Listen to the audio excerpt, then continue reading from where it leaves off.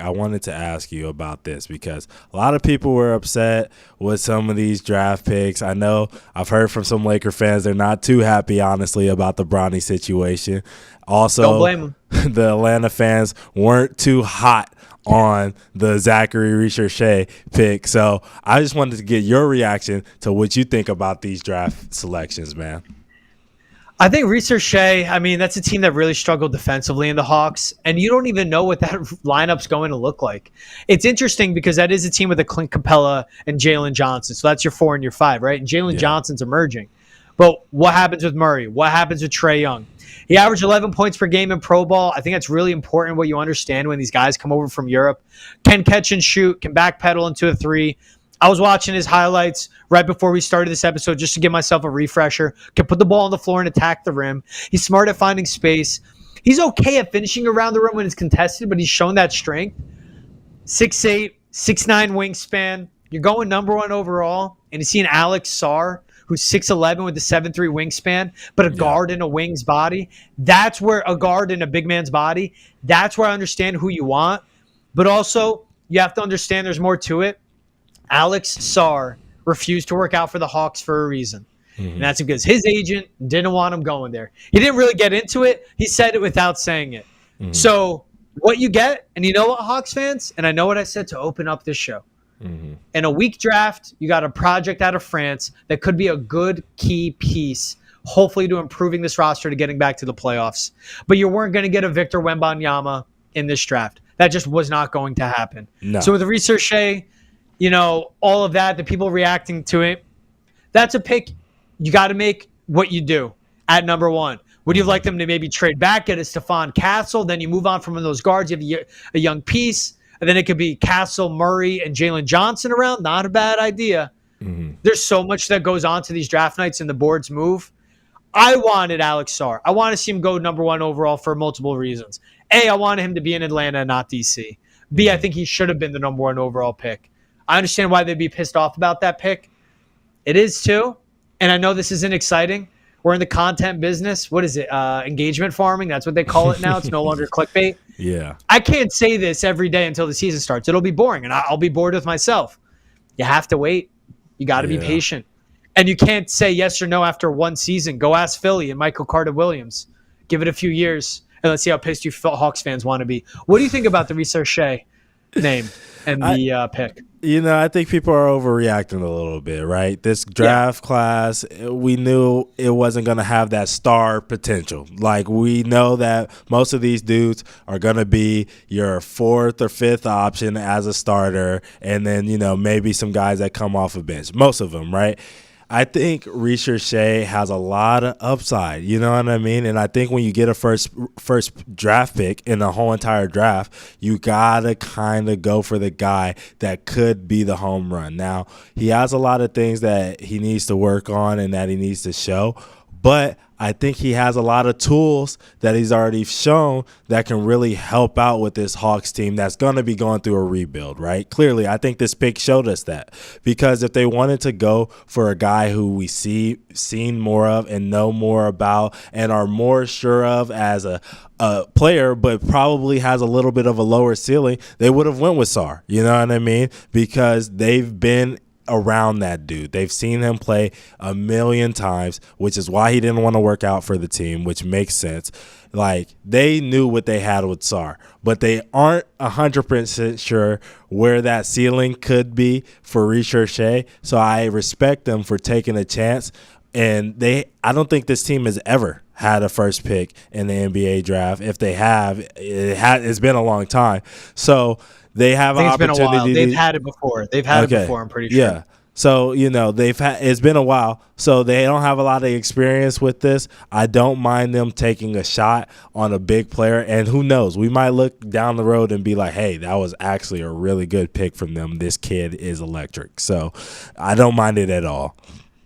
Tay, you don't remember 1975 when the Hawks picked David Thompson with the number 1 overall pick before he opted to play for Denver in the ABA? You don't remember that, bro?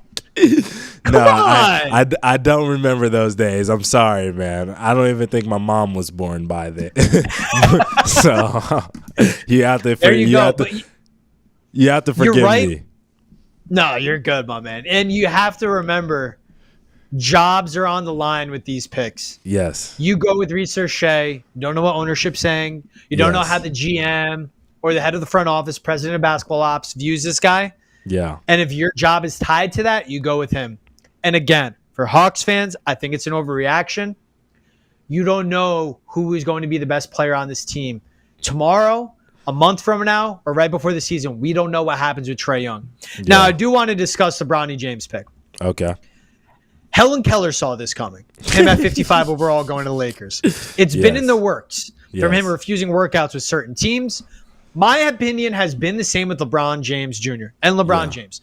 Dude, I think this story is great because LeBron James is going to play on the same team as his son, and it's not like LeBron James is a role player or barely seeing minutes. He's still one of the best players in the world. Yeah. But then there's also the discourse we've seen where Rich Paul comes out and talks about, well, nepotism works out when someone's dad founds a company and gives it to his son. He doesn't earn it, so we can't rip nepotism. That's fine. Yeah. I would assume when they hand a company to their kid, they look at him and go, you're ready, right? Yep. I can't look at Bronny and say he's ready for the NBA. Mm-hmm. I personally thought he should have stayed in USC with Eric Musselman, who has a track record of developing NBA talent, and work with him. Because you have to keep in mind, Brony James averaged 5 points, 3 rebounds, and 2 assists per game, playing 19 minutes a night for a USC team that finished 9th in the Pac-12. If you were watching USC basketball, you would lose Brony Jr. on the court. You would lose him. That's the biggest tell. Like, take everything out. If you don't know what to really watch for to scout these guys, who stands out when you're on an NBA floor? Yeah. It goes back to any level of basketball. If you're going to a high school game, who's the kid that jumps out? Oh, okay. Who's looking at him? D2, JUCO, D1? Mm-hmm. He was 27% from three-point range. He can't create his own shot. Can't really create on offense, put the ball on the floor. He's not a point guard. He's only 6'1". He's not that athletic. This is a kid that should have stayed back and developed. Then you have Rich Paul coming out and saying he's not signing a two-way contract. Dude, you know what's better for you to develop and get good at basketball? Play in the G League. If you don't want to play in college, go play in the G League, serious minutes against competition that you can compete with so you get better. Yeah. Not against the NBA where these guys won't give of who's your dad. And it all comes back to that.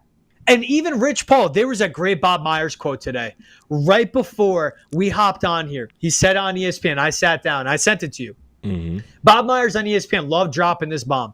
Rich Paul's calling teams, don't take Brony James. You take him, he's going to Australia. Good. Go to Australia. That's a better level of competition for you to develop at. And you know what I would have done if I was a team? I would have done it. I know you called me out last episode. I had to pull up my own receipt, right? Yeah. I said you draft him, hold him hostage in a way, trade for him. You called me Bill Simmons. And I thought I said it on this pod, and I thought I said it on the chat, and I didn't. I alluded to it. Mm-hmm. Then I went to Reddit. 39 days ago, I posted this. Reddit, bro? Reddit? Really? Reddit. You're posting on Reddit? I was responding through a thread on the NBA. I do like leaving my comments. This didn't get any upvotes, by the way, so not a lot of people like me on Reddit. Here's my response to what are the factors? What number do you think Bronny gets drafted? Yeah. This is my post. He should go second round highest, but I could see a team like the Magic at 18 or even the Jazz at the end of the first picking him. The hope of getting LeBron to play for you because you drafted Bronny is there. Or you trade him to the Lakers and get a haul back since it's his son.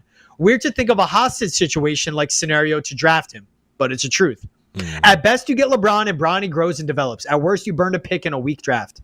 It sucks, too, because maybe another year in college is good for Bronny. Musselman at USC now has a great track record of developing NBA guys. Moses Moody, Anthony Black, Isaiah Joe, Jalen Williams, just to name a few.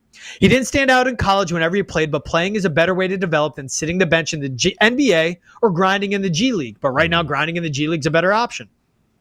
Unrealistic expectations because of who he is rushed him to the draft. Naive people would think another year or two of him in college would mean he's a bust, but who cares as long as he gets there and has an impact. I don't think he's going to have an impact, Tay. Yeah. Kid was coming off a major health scare in the summer. We know how that affected him as well. We have to mention that. He had cardiac arrest. Who knows how that affected him? Yeah. And maybe another year of him recovering from that. Maybe he blows the doors off everyone and goes, this is the Brony James Jr. I am. End of the day, he's 6'1" and he's not an NBA player. I think he should have stayed in college. I think it would be great for him to develop in the G League. I'm surprised he's even playing in the summer league at this point. But we have to remember everything that went into this. It's let GM, let owner, let coach, LeBron James, and it's Rich Paul, who is the most powerful agent in the NBA. And it's not just teams staying away from drafting Bronny because Rich Paul told them not to. They don't want to piss him off because he represents so many superstars around the NBA.